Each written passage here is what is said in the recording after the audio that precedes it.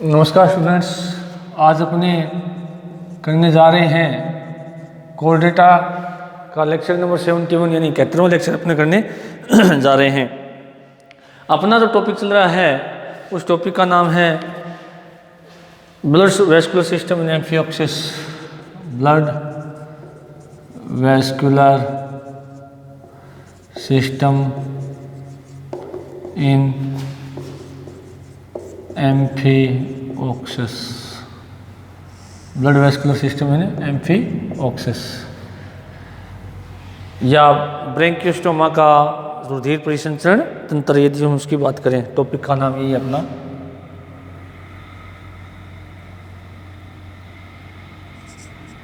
Amphioxus का रुधिर परिसंचरण तंत्र। देखिएगा, आपने कल इसके बारे में थोड़ा बात की थी, कल थोड़ा डिस्कस किया था इसके बारे में। तो कल मैंने बताया था कि जो रुधिर परिसंचरण तंत्र है किसका, एम्फियोक्सिस का, ये बहुत ही विचित्र प्रकार का होता है।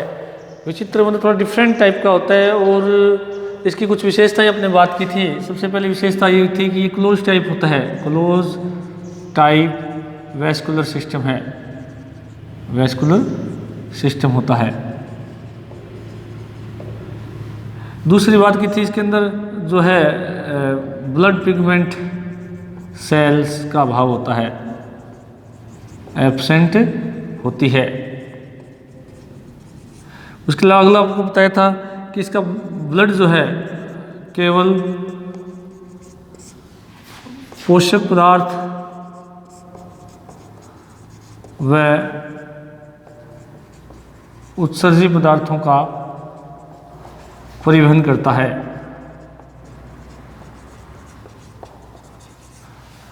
और एक सबसे इंपॉर्टेंट बात बताई थी कि ऑक्सीजन व CO2 का परिवहन नहीं किया जाता है, ट्रांसपोर्टेशन नहीं किया जाता है, परिवहन नहीं किया जाता है।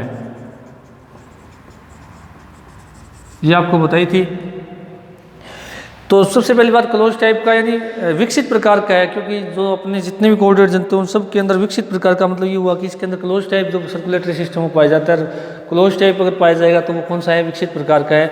और क्लोज टाइप की कल मैंने बताई थी परिभाषा क्या होती है, जिस वे जंतु जिनके अंदर रक्त पूर्ण रूप से बंद रक्त वाहिनियों में बहता है उसे क्लोज टाइप का सर्कुलेटरी सिस्टम कहा जाता है। उसके बाद में यदि हम बात करें कि इसमें ब्लड पिगमेंट सेल्स हैं वो क्या होती हैं, एब्सेंट होती हैं। ब्लड पिगमेंट सेल क्या होती है, इसके अंदर एब्सेंट होती है, यानी इसलिए ब्लड जो है वो कलरलेस होता है। ब्लड जो है क्या होता है, कलरलेस होता है। क्या होता है, कलरलेस होता है। उसके अलावा ब्लड केवल जो पोषक पदार्थ और उत्सर्जी पदार्थों का क्या करता है, परिवहन करता है। पोषक पदार्थ यानी भोज्य पदार्थ जो भी हैं और उत्सर्जी पदार्थ जैसे नाइट्रोजनस जो है एलिमेंट्स हैं उनका क्या करता है, ये परिवहन करता है। और सबसे बड़ी बात कि ऑक्सीजन और CO2 का परिवहन नहीं किया जाता। हालांकि कुछ वैज्ञानिक इसको मानते हैं कि ऑक्सीजन और CO2 का इसके द्वारा परिवहन किया जाता है, परंतु अधिकतर वैज्ञानिक मानते हैं कि इसके अंदर चूंकि पिगमेंट नहीं पाया जाता है, ब्लड पिगमेंट कोई प्रकार का, इसलिए ऑक्सीजन और CO2 का परिवहन इसके द्वारा नहीं किया जाता। केवल और केवल ब्लड जो है केवल पोषक पदार्थ और उत्सर्जी पदार्थों को क्या करता है, परिवहन करता है। उसके बाद में यदि हम बात करें कि इसके अंदर कौन कौन से पार्ट पाए जाते हैं, तो पार्ट की यदि हम बात करें कि ब्लड सर्कुलेटरी सिस्टम में हम आज तक पढ़ते हैं कि हम तीन चीज़ें पढ़ते हैं, parts of blood vascular system, vascular system. अब पार्ट्स की यदि बात करें तो हमने आज तक पढ़ा है कि हार्ट, जैसे हमने हड्वानिया में पढ़ा। दूसरा हमने बात की थी ब्लड वेसल्स की। तीसरी बात अगर हम करें तो ब्लड की।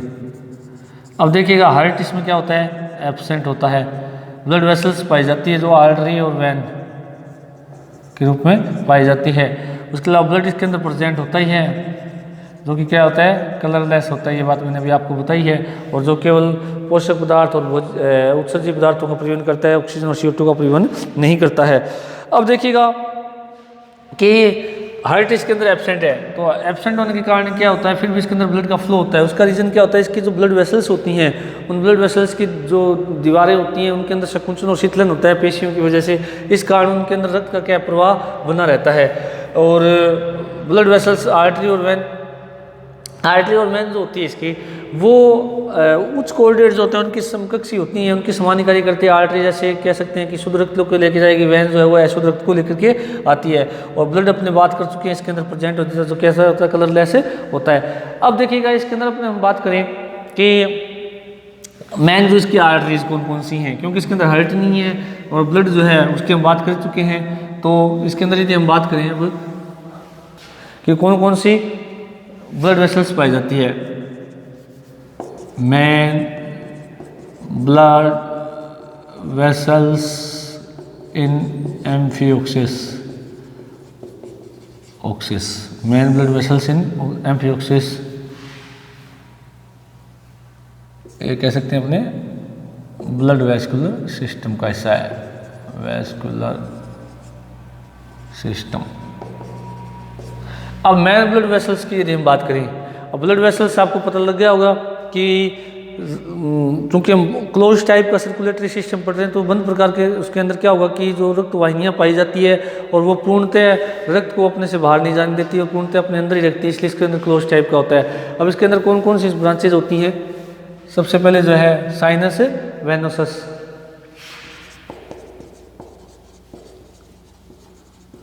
दूसरी फिर है वेंट्रल एरोटा, वेंट्रल एरोटा, दूसरी कौन सी होती है, वेंट्रल एरोटा। तीसरी जो इसके अंदर डोर्सल एरोटा,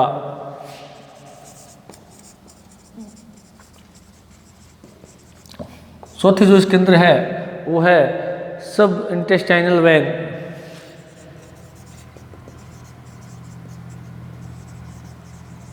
कौन से है, सब इंटेस्टाइनल वैन।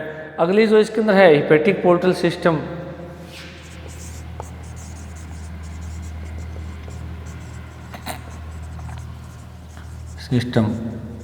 सिक्स्थ इसमें कार्डिनल वेंस,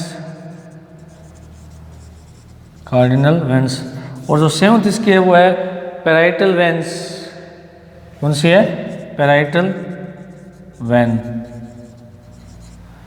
तो ये कुल 7 प्रकार के जो ब्लड वेसल्स हैं, मैन ब्रांचेज की बात कर रहे हैं हम, मैन ब्लड वेसल्स हैं। वैसे तो इसकी जो साइड ब्रांचेज कह सकते हैं वो भी बहुत सारी होती हैं, परंतु अपने यहाँ पर मैन ब्रांचेज की बात करेंगे। साइनस वेनोसस जिसको हम कहते हैं सिरा पात्र, हिंदी में क्या कहा जाता है, सिरा पात्र।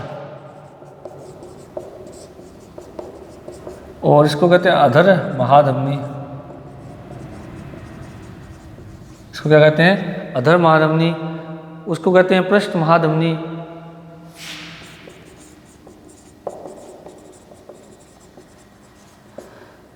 और इसको कहते हैं एवांतर शिरा।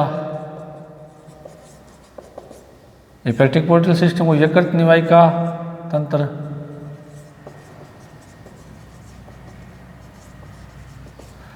कार्डिनल वैन जो होती है इसको कार्डिनल वैन ही बोला जाता है, क्या कहा जाता है इसको, कार्डिनल वैन्स।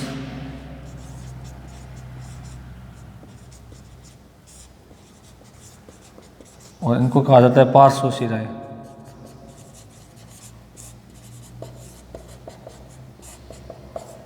ये कितने प्रकार की होती है, 7 प्रकार की होती है ब्लड वेसल्स एम्फियोक्सिस के अंदर। अब देखिएगा हम सातों को अलग अलग डिस्कस करेंगे।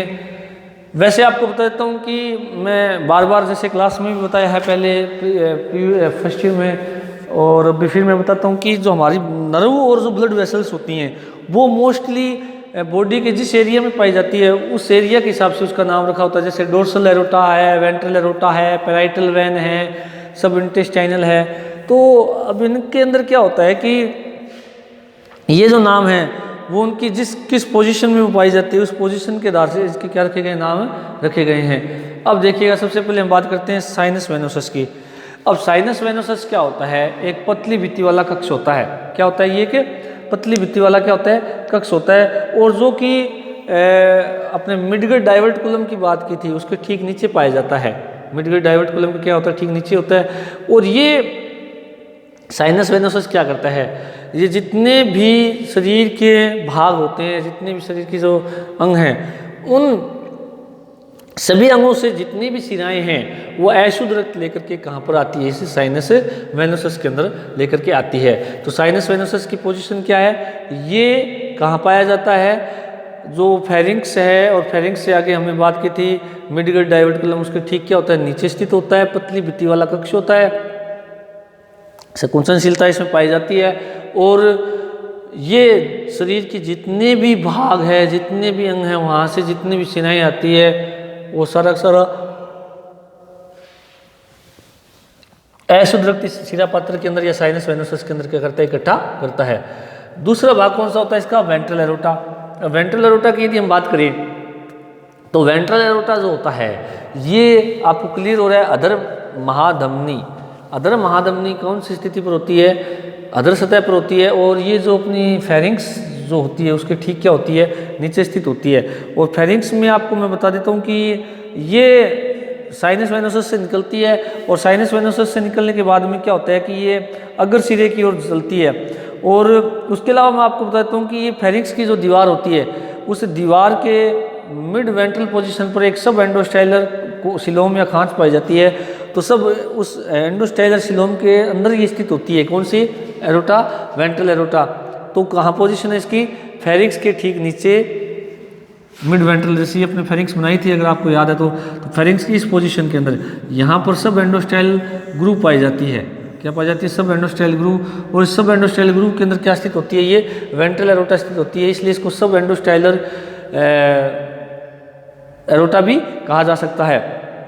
और इसकी जो भित्ति होती है ये अत्यधिक पेशीय होती है।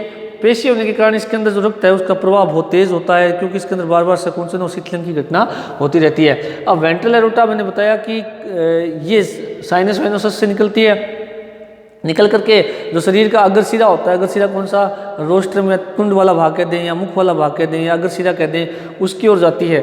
और फेरिंक्स के जो हमने बात की थी गिल बार, तो फेरिंक्स की जो गिल बार है वहाँ जाकर के इससे फिर क्या निकलती है, एफरेंट ब्रैंकियल वेसल्स निकलती है। क्या निकलती है इससे, एफरेंट ब्रैंकियल वेसल्स या ब्रैंकियल आर्टरीज निकलती है। एफरेंट ब्रैंकियल आर्टरीज जो होती हैं वो निकलती है किससे, इस वेंट्रल एरोटा से। और एफरेंट ब्रैंकियल आर्टरी क्या करती है, आपको बता देता हूँ कि हमने बात की थी कि जो गिल बार होते हैं, दो होते हैं, तो जो एफरेंट ब्रैंकियल आर्टरी निकल रही है वेंट्रल एरोटा से वो प्राइमरी गिल बार के अंदर घुस जाती है। और प्राइमरी गिल बार, अगर आपको थोड़ा ध्यान होगा तो इस प्रकार से यदि हम देखें यूँ, ये हम मान लें वेंट्रल एरोटा, और वेंट्रल एरोटा के ये मान लें हम गिल स्लिट आ गए, फेरिंक्स वाला एरिया आ गया। अब आपको ध्यान होना चाहिए कि जैसे ये स्नेप्चिकुला है, ये सेकेंडरी गिल बार है, ठीक है, सेकेंडरी गिल बार है, और ये कौन सा है, प्राइमरी गिल बार है, ठीक है। अब क्या होता है देखिएगा ध्यान से कि ये जो निकल रही है इस तरह, ये संरचना निकलती है।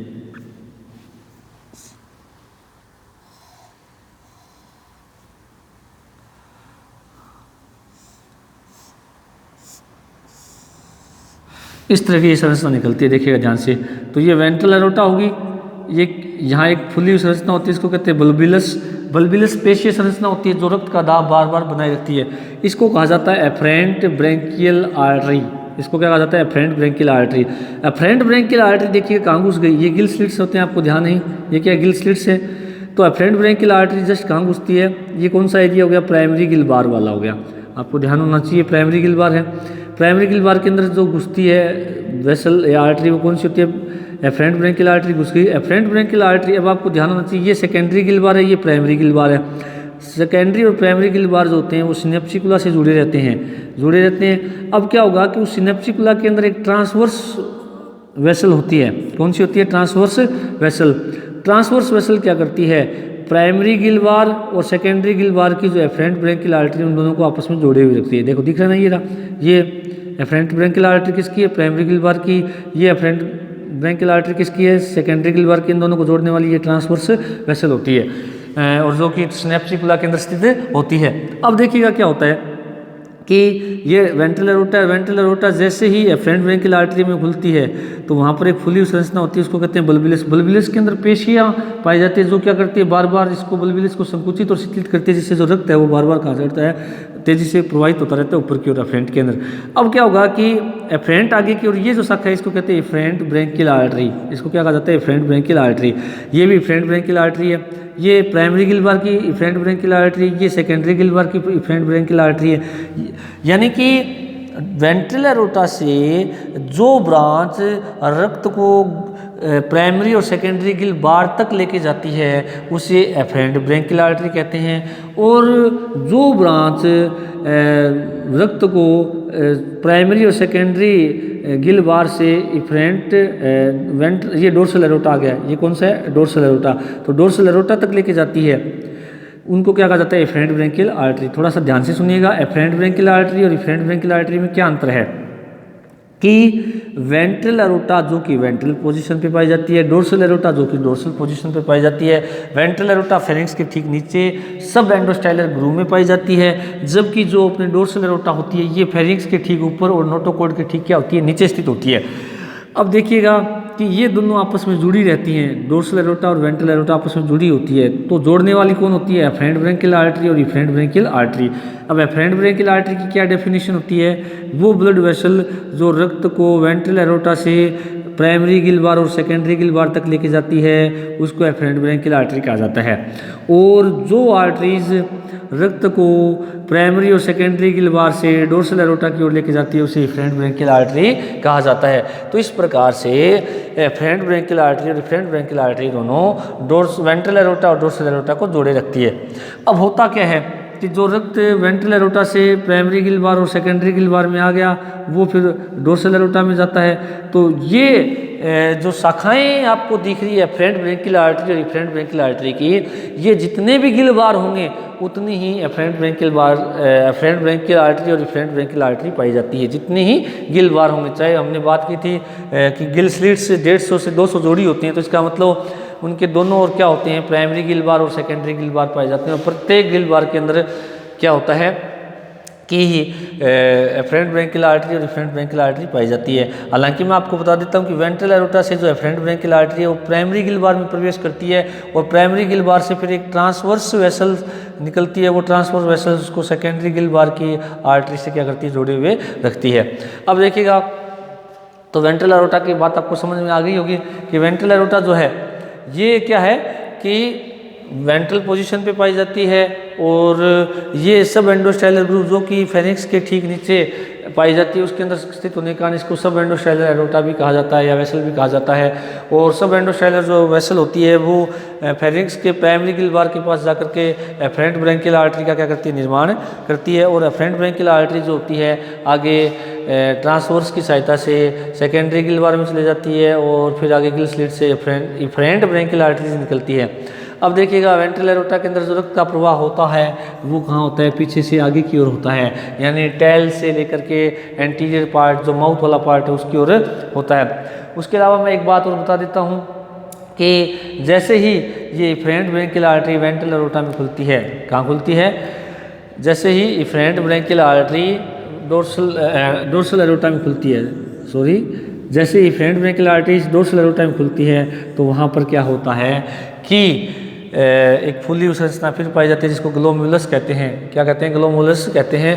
क्या कहा जाता है इसको, ग्लोमेरुलस कहा जाता है, और इसको एक नाम और है नेफ्रिक ग्लोमेरुलर साइनस भी कहा जाता है। नेफ्रिक ग्लोमेरुलर साइनस इस एरिया को कहा जाता है। ये बल्बिलस होता है जो रक्त का दाब बनाए रखता है, और जो ग्लोमेरुलस है या जिसको हमने क्या नाम दिया है, एक नाम और है कि नेफ्रिक ग्लोमेरुलर साइनस, ये क्या करता है, इसके जो नाइट्रोजनी अपशिष्ट पदार्थ है उनको यहाँ से इस रक्त से बाहर निकालने का कार्य करता है। जो कैसे करता है अपने आगे इसको उत्सर्जन में देखेंगे। अब देखिएगा कि जो वेंट्रल एरोटा है रक्त को कहाँ से कहाँ ले जा रही है, पश्च सिरे से अग्र सिरे की ओर लेकर के जाती है। अब आपको मैं बता देता हूँ कि चूँकि इसके अंदर जो फेरिंक्स होती है, फेरिंक्स के दोनों साइड में क्या पाई जाती हैं, गिल स्लिट और प्राइमरी और सेकेंडरी गिल रोड पाई जाती है। तो इसलिए मैं आपको बता देता हूँ कि ये जो एफरेंट ब्रेंकियल आर्टरी और इफरेंट ब्रेंकियल आर्टरी होती है ये दाईं साइड में भी होती है और बाई साइड में होती है, यानी वेंट्रल एरोटा केवल एक होती है, पर डोर्सल एरोटा जो होती है ये दो होती हैं। अग्र सिरे में कितनी होती है? दो होती है, जिनको अपने आगे डिस्कस करेंगे। तो ये विशेषता किसकी होती है? वेंट्रल एरोटा की। अब हम बात करते हैं डोर्सल एरोटा के। डोर्सल एरोटा जो होती है ये कहाँ स्थित होती है? ये डोर्सल पोजीशन पर स्थित होती है, जैसा नाम से क्लियर हो रहा है, पृष्ठ महाधमनी। और ये जो है रक्त को अग्र सिरे से पश्च सिरे की ओर लेकर जाती है। कहाँ से कहाँ लेकर जाती है? अग्र सिरे से पश्च सिरे की ओर, अंतिम भाग पूंछ या टेल तक जाती है। और डोर्सल एरोटा जो होती है ये, इसमें क्या सिस्टम होता है मैं थोड़ा आपको बता देता हूं कि डोर्सल एरोटा जो होता है ये इस प्रकार से होती है, यूं होती है, देखिएगा स्टूडेंट्स, इस तरह से कि ये जो फेरिंक्स वाला भाग होता है, डोर्सल एरोटा जो होती है ये जो फेरिंक्स होती है उसके दोनों पृष्ठ पार्श्व सतह पर पाई जाती है। और ये आगे की ओर क्या होती है? आगे की ओर क्या होता है कि ये दो भागों में बंटी होती है, जिसको हम लेफ्ट साइड ब्रांच और राइट डोर्सल एरोटा कह सकते हैं। परंतु फेरिंक्स से ठीक पीछे पश्च सिरे की ओर इसकी एक ही होती है, ये मीडियन डोर्सल ब्रांच होती है। जबकि अग्र सिरे पर जो डोर्सल ब्रांच है कितने भागों में बंटी होती है? दो भागों में, दाईं ब्रांच और बाईं ब्रांच, यानी लेफ्ट ब्रांच और राइट ब्रांच में बंटी होती है। और जो इसकी पीछे की ओर जो ब्रांच होती है वो सिंगल होती है, जिसको मीडियन ब्रांच है, मीडियन डोर्सल ब्रांच कहा जाता है। अब ये जो ब्रांच होती हैं दो बंटी होती है, डोर्सल ब्रांच दो भागों में, ये केवल अग्र सिरे की ओर फेरिंक्स से लेकर के अग्र सिरे तक होती है। और ये जो होती है ये पश्च सिरे तक जाती है। अब पश्च सिरे की ओर जब जाती है तो इसको हम वैसे मीडियन डोर्सल ब्रांच कहते हैं, परंतु आगे जाकर के ये अंतिम पूंछ तक जाती है तब उसका नाम क्वाड्रल ब्रांच, क्या नाम रखा जाता है? क्वाड्रल ब्रांच। क्वाड्रल ब्रांच जो है वो रक्त को कहाँ लेके जाती है? पूंछिए भाग के अंदर लेकर के जाती है। और क्वाड्रल ब्रांच जो होती है जिसको हम कोडुल आर्टरी भी कहते हैं, जो कि नोटोकोड और आंत्र के बीच में, अब क्योंकि हमने बात की ना कि डोर्सल ब्रांच कहाँ कहाँ पाई जाती है, फेरिंक्स के ठीक ऊपर, और नोटोकोड की क्या होती है? ये ठीक नीचे। तो यहाँ नोटोकोड होती है इसकी, ये क्या होती है इसकी? नोटोकोड। और ये क्या होगी? फेरिंक्स। इसके बीच में डोर्सल ब्रांच पाई जाती है। तो मीडियन डोर्सल ब्रांच मैंने बताया आपको कि ये फेरिंक्स से ठीक पीछे निकल करके कोडुल साइड तक जाती है। और पूंछ में जो इसकी ब्रांच है उसको कहा जाता है कोडुल ब्रांच या कोडुल आर्टरी कहा जाता है। और इसके कोडुल जो आर्टरीज है वो आगे जा कर के फिर साइड की ब्रांचेज में और बढ़ जाती है, जिसको हम इंटेस्टाइनल आर्टरीज भी कहा जाता है। क्या कहा जाता है? इंटेस्टाइनल आर्टरी भी इसको कहा जाता है। यानी कि कोडुल ब्रांच है ये तो पीछे की ओर की भाग कहलाती है, और इसकी साइड में जो निकलती है इसको हम इंटेस्टाइनल आर्टरी कहा जाता है। इंटेस्टाइनल आर्टरी जो इंटेस्टाइन वाले भाग है वहाँ पर रक्त लेके जाती है, और इंटेस्टाइनल जो आर्टरी ये होती है ये आगे जा कर के जालिका में टूट जाती है, जाल के रूप में इंटेस्टाइनल जो पार्ट है उसके अंदर रक्त को लेकर जाती है। उसके अलावा मैं आपको बताता हूँ कि जो ये कोडुल ब्रांच होती है ये मायोसील मायोटोम्स जो हम पढ़ के आए थे, उसके अलावा जो बॉडी कैविटी के बीच में जो लसिका अवकाश होते हैं वहाँ पर रक्त को लेकर के जाती है। तो ये इसकी कौन सी विशेषता होती है? डोर्सल एरोटा की विशेषता होती है। तो एक बार फिर रिपीट कर रहा हूँ कि डोर्सल एरोटा जो होती है वो रक्त को अग्र सिरे से पश्च सिरे की ओर लेकर जाती है। ये पोजीशन की यदि हम बात करें नोटोकोड और फेरिंक्स के ठीक बीच में पाई जाती है। डोर्सल एरोटा का जो अग्र सिरा है वो दो ब्रांचेज में बंटा होता है, दाईं और बाईं, यानी लेफ्ट और राइट ब्रांच में बंटा होता है, जो अग्र सिरे रोस्ट्रम तक होती है। और फेरिंक्स से ठीक पीछे ये सिंगल होती है, जिसको हम कहते हैं मीडियन लॉन्गिट्यूडिनल या मीडियन डोर्सल ब्रांच, जो कि पूंछ तक होती है। अब ये पूंछ की ओर जब आती है तो उसको हम कोडुल ब्रांच कहते हैं। और कोडुल ब्रांच यानी कहने का मतलब ये होगा मीडियन डोर्सल ब्रांच से दो ब्रांचेज निकलती है पीछे की ओर, एक कोडुल ब्रांच होगी और एक कौन सी होती है? इंटेस्टाइनल ब्रांच या intestinal artery. Intestinal artery intestine के पास जाकर के छोटी छोटी जालिकाओं में टूट जाती है, जिसको इंटेस्टाइनल प्लेक्सस कहा जाता है। तो ये है डोर्सल एरोटा की विशेषता। और डोर्सल एरोटा आपको बताया था कि वेंट्रल एरोटा से जुड़ी रहती है इफरेंट ब्रेंकियल आर्टरीज की सहायता से। इफरेंट ब्रेंकियल आर्टरी की सहायता से डोर्सल एरोटा किसके साथ जुड़ी रहती है? वेंट्रल एरोटा के साथ में जुड़ी हुई रहती है। उसके बाद हम बात करते हैं सब इंटेस्टाइनल वैन की, एवांतर शिरा जिसको कहा जाता है। क्या कहा जाता है? सब इंटेस्टाइनल वैन। अब आपको देखिएगा यहाँ तक हमने आर्टरीज की बात की थी, अब हम बात करेंगे वेंस की। आर्टरीज जो है रक्त को लेके जा रही है सभी अंगों में, और वेंस क्या कर रही है? रक्त जो अशुद्ध हो चुका है, ये कहते हैं उसके अंदर नाइट्रोजन या अपशिष्ट पदार्थ हो चुके हैं, इकट्ठे हो चुके हैं, उनको वापस साइनस वेनोसस तक लेके आती है। तो सबसे पहले वैन कौन सी है? सब इंटेस्टाइनल वैन। अब देखिएगा क्या होता है कि जो भाग है इसका क्वाड्रल वैन, कोडवल वैन और इंटेस्टाइनल जो वैन है, कोडवल वैन पूछे भागों से रक्त को लेके आती है, और इंटेस्टाइनल वैन जो है वो कहाँ से, इंटेस्टाइन वाले जो भाग हैं जहाँ मिडगट है, उसके अलावा हिंडगट है, रेक्टम है, वहाँ से रक्त को लेके आती हैं। जब दोनों जुड़ जाती है तो जुड़ करके किसका निर्माण करती है, सब इंटेस्टाइनल वैन का निर्माण करती है। और सब इंटेस्टाइनल वैन जो है वो रक्त को कहाँ पर लेके आती है, साइनस वेनोसस के अंदर लेकर के आती है। तो कहने का मतलब ये हुआ कि जो सब इंटेस्टाइनल वैन है वो कोडवल एरिया से और इंटेस्टाइनल जो प्लक्सस है वहाँ से अशुद्ध रक्त को लेकर के आती है, साइनस वेनोसस तक लेके आती है। तो स्टूडेंट्स आज अपने ये 3 ब्रांचेज कर ली, कल अपने बात करेंगे हिपैटिक पोर्टल वैन, कार्डियल वैन और पैराइटल वैन की। Thank you.